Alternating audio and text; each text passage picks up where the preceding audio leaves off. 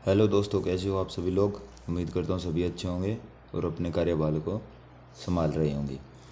एक मैंने previous video डाली थी कल कि कच्चे कर्मचारी पक्के होंगे। उसके अंदर मैंने एक जिक्र किया था पॉलिसी का कि उस पॉलिसी के ऊपर डिपेंडेंट है कि कितने कर्मचारी पक्के हो सकते हैं। बेशक वो एडोक बेस पे हो, बेशक वो कॉन्ट्रेक्चुअल बेस पे हो, बेशक वो एचकेआरएन बेस पे हो, किसी भी बेस पे हो, तो उसके लिए एक पॉलिसी डिपेंडेंट करती है कि वो पक्का होगा या नहीं होगा। तो अभी जो स्क्रीन पे आप देख रहे हो ये है आपकी जो 2003 की, ठीक है, 1 अक्टूबर जो 2003 को कच्चे कर्मचारियों को पक्का किया गया था, उसके लिए जो पॉलिसी बनाई गई थी वो ये पॉलिसी है। तो वीडियो में आगे जाने से पहले आपसे एक छोटा सा अनुरोध है कि अगर आपको वीडियो अच्छी लगे तो वीडियो को लाइक ज़रूर करना और चैनल को सब्सक्राइब कर लेना, ताकि आपके लिए हर रोज़ एक नई अपडेट लेकर आता रहूँ। यहाँ पे ये जो यहाँ से जो पैराग्राफ स्टार्ट होगा उसके नीचे पॉलिसी है इसकी, ठीक है, 2003 की। हम सिर्फ कंपैरिजन कर रहे हैं 2003 की, 2011 की और 2014 की जितनी पॉलिसी आपकी आई थी जिसमें कच्चे कर्मचारी पक्के हुए थे, सिर्फ उनके पॉलिसी को कंपेयर कर रहे हैं, ताकि अब की बार की जो वैकेंसी है, जितने अपने नए मतलब 9 वरिष्ठ आईएएस अधिकारी जो कि कमेटी के लिए गठित किए गए हैं, वो किस प्रकार से पॉलिसी को बना सकते हैं। तदर्थ कर्मचारी का मतलब होता है एडहॉक बेस पे जो एम्प्लॉय होते हैं, और अनुबंध का मतलब होता है कि जो कॉन्ट्रेक्चुअल बेसिस पे होते हैं उनका। तो इसके अंदर पॉलिसी के अंदर क्या लिख रखा है कि केवल ऐसे एडहॉक और कॉन्ट्रेक्चुअल बेस पे जो एम्प्लॉय हैं जिन्होंने 30 सितंबर 2003 को 3 वर्ष की सेवा अवधि पूरी कर ली हो, मतलब 30 सितंबर 2003 तक वो 3 साल की सेवा दे चुका हो, और वह 6 महीने से ज़्यादा का ब्रेक, ठीक है, ब्रेक न लिया हो, और इसमें ले रखा है कि उसकी ब्रेक की गलती की वजह से नहीं है तो ऐसे ब्रेक को माफ़ कर दिया जाएगा। मतलब उसकी कोई गलती नहीं है उस ब्रेक में, तो उस ब्रेक को माफ़ कर दिया जाएगा। अभी क्या है कि अभी इन सभी पॉलिसीज़ को अगर मैं पढ़ के बताऊंगा तो थोड़ा सा टाइम ज़्यादा लग जाएगा, वीडियो भी लंबी हो जाएगी। लेकिन मैं आपको एक हिसाब से बता दूंगा कि किस प्रकार ये कैसे होगा, ठीक है। ये 2003 का है। और ये जो नीचे पॉइंट नंबर 2 दे रखे हैं, दैनिक वेतन भोगी कर्मचारी और दैनिक वेतन भोगी कर्मचारी ग्रुप सी और ग्रुप डी के लिए। इसके बाद में इसके नीचे एक और पॉइंट दे रखा है आपको, अगर आप यहाँ पे देखोगे ना तो यहाँ पे है कि इस पैराग्राफ के अंदर है कि कौन से कर्मचारियों को छोड़कर किन को पक्का किया जाएगा, ठीक है। अगर आपको ये पीडीएफ चाहिए तो अपने टेलीग्राम को ज्वाइन कर लेना। टेलीग्राम का लिंक आपको डिस्क्रिप्शन बॉक्स में और कमेंट बॉक्स में पिन किया हुआ मिल जाएगा, आप वहाँ से रीडायरेक्ट जाके ज्वाइन कर सकते हो। अभी इसके बाद में बात करेंगे जो आपका 2011 का नोटिस है, ठीक है, जिसमें 2011 के अंदर नोटिस है, उसके अंदर क्या पॉलिसी है। अभी इसके अंदर देख लेते हैं कि आपकी टोटल कितनी पॉलिसी बनाई गई थी।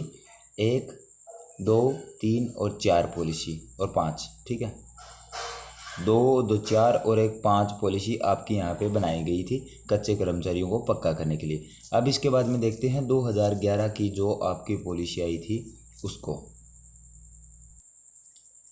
ये जो अभी आप स्क्रीन पे देख रहे हो ये है 2011 की, ठीक है, 3/8/2011 डेटेड चंडीगढ़, और 3/8/2011। अभी सीधा सब्जेक्ट पे बात करते हैं, विषय पे, कि विषय के अंदर क्या दे रखा है कि notification regarding regularisation of group C and D employ appointed engaged on ad hoc contract work charge daily wages and part time basis. मतलब इसके अंदर ये कहा है कि उनको रेगुलर करने के लिए जो ग्रुप सी और डी के अंदर जो एम्प्लॉय आते हैं, या तो फिर वो तदर्थ कर्मचारी हैं, या फिर वो कॉन्ट्रेक्चुअल हो, या फिर वो डेली बेसिस पे हो, तो उनको कर्मचारियों को रेगुलर करने के लिए। उसके अंदर अपनी कितनी पॉलिसी थी, उसके अंदर 5 पॉलिसी थी। इसके अंदर अपनी एक पॉलिसी को इंक्रीज कर दिया, इसके अंदर कर दिए 6। यहाँ पे दे रखा है कि जो 2006, ठीक है, कर्मचारी कर्मकार ने दिनांक 10/4/2006 को कम से कम 10 वर्ष के लिए लगातार कार्य किया हो, तथा अब तक सेवा में है किंतु सम्यक रूप से स्वीकृत रिक्त पदों के विरुद्ध न्यायालयों और अधिकरण के आदेशों में नहीं आते हो, ऐसी सेवा में लगातार विराम की अवधि 1 कैलेंडर वर्ष में 1 मास से अधिक नहीं होनी चाहिए, ठीक है। इसके बाद में नीचे लिख रखा है कि वो उन पॉलिसीज़ जो गवर्नमेंट जिस भी डिपार्टमेंट में है उन पॉलिसीज़ को फॉलो करता हो, उसके ऊपर कोई क्रिमिनल केस वगैरह ना हो। और ये यहाँ पे लिख भी रखा है कि संतोषजनक और आचरणपूर्णतः संतोषजनक होना चाहिए, तथा इसके विरुद्ध कोई भी अनुशासनिक या आपराधिक कार्यवाही लंबित नहीं होनी चाहिए।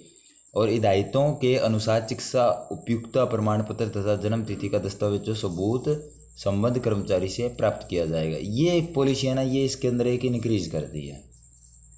2003 की जो पॉलिसी थी उसके अंदर आपकी 5 पॉलिसी थी, 2011 के अंदर आते आते ये आपकी 6 पॉलिसी हो गई है।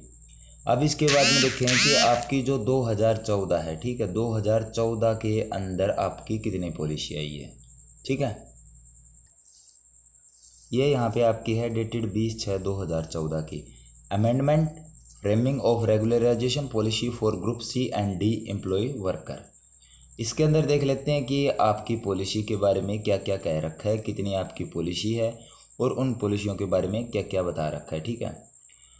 तो क्या बताएं, अभी आप पहले हम गिन लेते हैं कि कितनी पॉलिसी यहाँ पे रखी गई है। 2, 3, 4, 5, 6, 7, 8 और 9।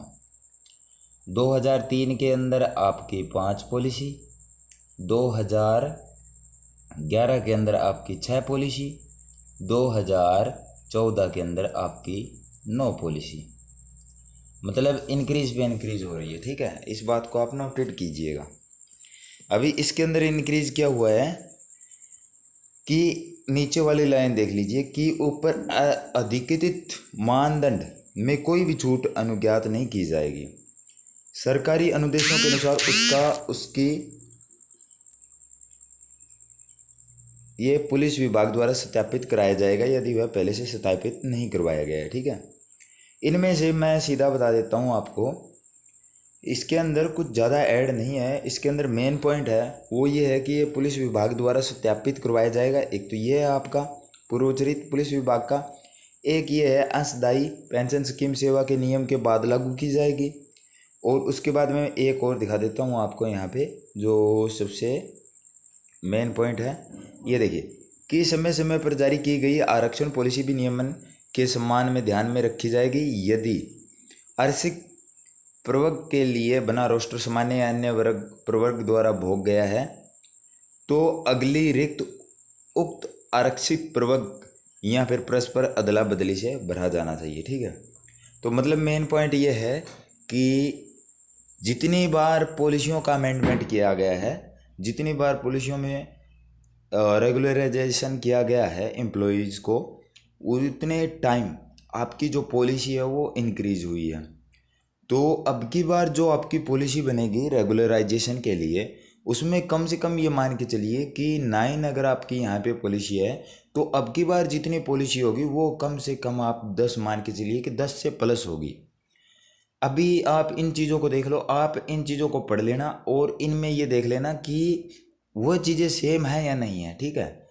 क्योंकि इसके अंदर 5 से 6 पॉइंट ऐसे हैं जो हर एक पॉलिसी के अंदर आपके सेम मिल रहे हैं। जैसे यहाँ पे है कि ऐसा कर्मचारी जिसने 28 मई 2014 को कम से कम 3 वर्ष के लिए कार्य किया हो और अब भी सेवा में है, कि कर्मचारी कर्मकार नियुक्त की तिथि को पद के लिए विहित योग्यताएं रखता हो। सबसे मेन पॉइंट ये है कि आप मतलब अभी गवर्नमेंट जितने साल के लिए लेके आती है कि इतने साल वालों को हम पक्का करेंगे, तो उसके अंदर ये है कि आपके पास कोई भी पद पे आप हो उसके डॉक्यूमेंट आपके पास कंप्लीट होने चाहिए और जितने साल का वो मांग रहे हैं उतने साल आप वहाँ पर कार्यकर संभाले हुए हैं और अभी लगातार सेवा में बने हुए हैं।